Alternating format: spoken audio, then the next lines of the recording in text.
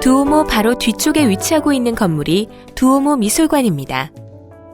이곳에는 두오모, 조토의 종탑, 산 조반니 세례당을 장식하고 있었던 미술품들을 전시하고 있습니다.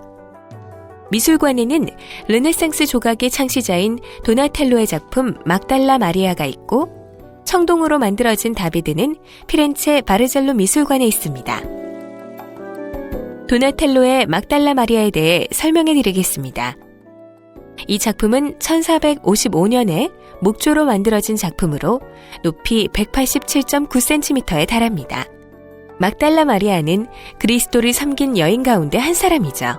예수가 십자가에 매달릴 때, 죽은 예수를 묻을 때, 부활의 날, 제일 먼저 무덤을 찾아가 예수를 만났고 예수의 부활 소식을 제자들에게 제일 먼저 알린 인물로 전해지고 있습니다. 막달라 마리아는 7 악령에게 시달리다 예수에 의해 고침을 받고 깨달음을 얻었습니다. 이후에는 기도하는 삶을 산 열렬한 추종자였다고 전해지는데요.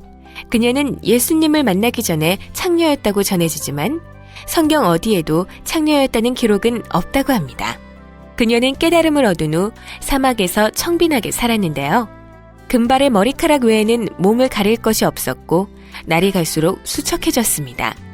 그래서 도나텔로의 작품에서 막달라 마리아는 수척한 모습에 머리카락으로 몸을 감싸고 있습니다.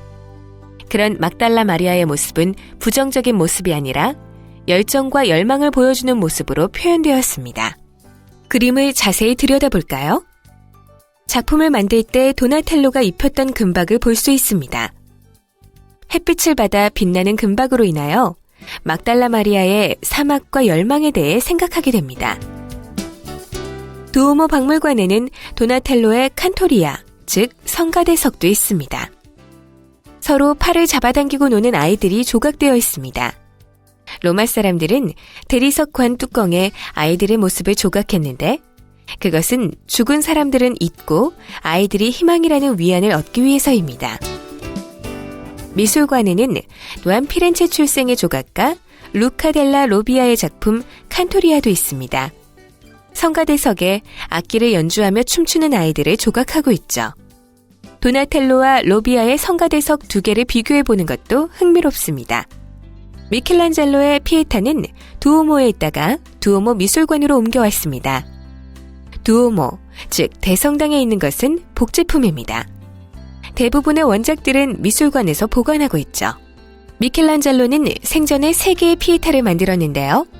제일 먼저 24살 때 만든 로마의 성 베드로 성당의 피에타, 지금 이곳에 있는 피에타, 마지막으로 죽기 3일 전까지 작업한 밀라노 스포르체스코성 미술관의 론다니니의 피에타가 그것입니다.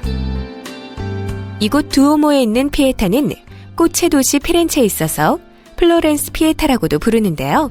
1555년에서 1564년 사이에 만들어진 작품으로 미켈란젤로 자신의 묘지를 꾸미기 위해 제작된 것이라고 합니다. 이 피에타는 4사람으로 구성되어 있고 234cm 높이의 대리석 작품입니다.